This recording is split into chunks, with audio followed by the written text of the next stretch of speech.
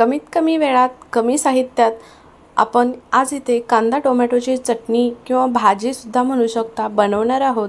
अगदी खायला थोड्याशा वेगळ्या पद्धतीने आज मी तुम्हाला दाखवणार आहे आणि खायला एवढी टेस्टी लागते. ही जी चव आहे तर तुम्ही कधीच विसरणार नाही. अगदी भाजीसुद्धा तुम्ही खायची विसरून जाल. या पद्धतीनं आज आपण इथे ही टोमॅटो आणि कांद्याची चटणी बनवणार आहोत. तर यासाठी रेसिपी अगदी शेवटपर्यंत नक्की बघा. चॅनलवरती नवीन असाल, रेसिपी थोडी जरी आवडली तर लाईक करा, सबस्क्राईब करा आणि त्याच्या पुढील बेल बटनसुद्धा प्रेस करा, म्हणजे छान छान असेच व्हिडिओ तुम्हाला पाहायला भेटतील. आंबट गोड तिखट चवीची आज आपण इथे चटणी बनवणार आहोत आणि ही चटणी थोडीशी ओलसर या पद्धतीने बनवणार आहोत. तर या चटणीमुळे आपल्याला अगदी टिफिनसाठी सुद्धा परफेक्ट रेसिपी आहे. शिवाय आपल्याला भाजीला घरी काही नसेल तर त्यावेळीसुद्धा तुम्ही ही भाजी नक्की बनवून खाऊ शकता. चवीला अप्रतिम लागते या पद्धतीने बनवली तर. चला तर मग रेसिपीला वेळ न घालवता सुरुवात करूया.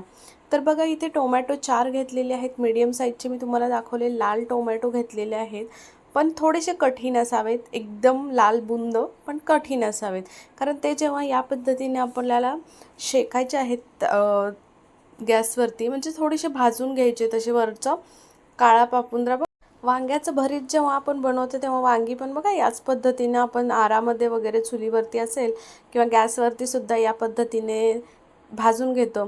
तर इथे बघा एक जाळी ठेवलेली आहे. जाळीवरती मी टोमॅटो छान या पद्धतीनं अगदी लो फ्लेमवरती भाजून घ्यायची. पण भाजून जेव्हा घेतो तेव्हा तो टोमॅटोचा जो खालचा भाग असतो की नाही देठाकडचा, तो पहिला भाजून घ्यायचा, कारण तो थोडासा कठीण असतो. आता इथे बघा या पद्धतीनंच बघा लसूणसुद्धा अख्खा पूर्ण गड्डा भाजून घेतलेला आहे. याच्यामुळे काय होतं की जो लसूण आहे त्याच्यावरचे पापुंद्रासुद्धा म्हणजे पटकन लसूणसुद्धा सोलला जातो. आणि या पद्धतीने जेव्हा तुम्ही भाजी बनवता किंवा चटणीही बनवता, ह्याची जी टेस्ट आहे ना या पद्धतीनंच बनवून बघा, अप्रतिम लागते चवीची. आणि ही चटणी खूप चवीची तयार होते. ही चटणी बनवल्यानंतर तर माझ्याकडे घरी ती चटणी बघायलासुद्धा शिल्लक राहिली नाही आणि माझ्या यशनेसुद्धा खूप आवडीनं खाल्ली. तर तुम्ही नक्की ही चटणी बनवून बघा, खूप सुंदर होते. आता बघा या पद्धतीने टोमॅटोची वरची सालसुद्धा काढून घेतली, काळा जो भाग होता तो पूर्ण. आणि या पद्धतीने आपल्याला टोमॅटो थोडेसे कट करून घ्यायचे आहेत. आता बघा आपण एक वाटण बनवणार आहोत, म्हणजेच थोडंसं कांदा वगैरे हे मिरची वाटून घेणार आहोत. तर इथे बघा कांदा एक मीडियम साईजचा घेतलेला आहे. भरपूर सारी हिरवीगार कोथिंबीर ओली घेतलेली आहे आणि इथे 2 ते 3 मिरच्या घेतलेल्या आहेत कट करून. तर आता या चॉपिंगमध्ये आपल्याला काय करायचं आहे, असं बरं पडतं या चॉपिंगमध्ये की नाही, खूप सारं असं बारीक बारीक म्हणजे कट केले जातात सगळ्या गोष्टी. तर या पद्धतीनं बघा चॉपिंगमध्ये घालून घ्या. जर तुमच्याकडे सुरी असेल तर सुरीने तुम्ही अगदी बारीक काप करायला गेलात तर थोडं टाईम लागतो. तर या पद्धतीनं चॉपिंगमध्ये पटकन होतं आणि खूप बारीक असं आपल्याला इथे वाटणसुद्धा हे कांदाचं आणि मिरचीचं हवं आहे. त्यासाठी मी इथे बघू शकता तुम्ही छान असं चॉपसुद्धा झालेलं आहे. आणि या पद्धतीचा चॉपिंग असावा घरी, म्हणजे पटकन कधी असं अडचणीच्या वेळी वगैरे आपल्याला खूप साऱ्या बारीक काही गोष्टी, उत्तापा वगैरे बनवतो तर तेव्हासुद्धा अशा पद्धतीने बारीक काहीतरी गोष्टी करून घ्याव्या लागतात. तर त्यासाठी हा उत्तम पर्याय आहे बघा. आता बघा इथे टोमॅटो आपण घेतलेले होते, तर टोमॅटो या पद्धतीने पूर्ण पाणी काढून आहे ना गाळून घ्यायचे. म्हणजे कसं जेव्हा आपण हे ह्याच्यामध्ये घालणार ना तर अगदी पाण्यासारखं ते वाटलं जाणार नाही, छान असं दाटसर वाटलं जाईल. पण हे पाणी जे आहे ना टोमॅटोचं त्याच्यामध्ये सगळं काही त्याच्यामध्येच असतं, तर ते आपल्याला पाणी फेकून द्यायचं नाही आहे. तर या पद्धतीनं बघा आपल्याला हे सुद्धा टोमॅटो या मिश्रणामध्ये वाटून घ्यायचं आहे. आता हे आपलं जे चटणीसाठीचं मिश्रण होते ते तयार झालेलं आहे.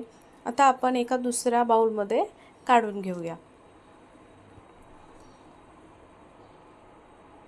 आता मी तुम्हाला सांगते की असंही आपण टोमॅटो घालू शकतो तव्यावरती थोडंसं तेल टाकून भाजून.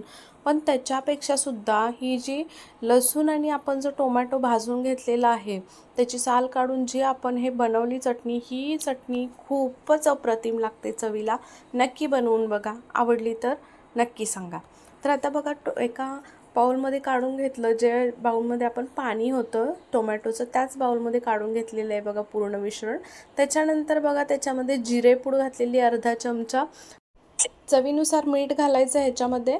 त्याच्यानंतर बघा इथे मी आपण जे घरी ऑइल यूज करतो भाजीसाठी तेच 2 चमचे ऑइल घातलेलं आहे. आणि त्याच्यामध्ये बघा जी कलरवाली कश्मीरी चिली पावडर असते ती इथे मी अर्धा चमचा घातलेली आहे.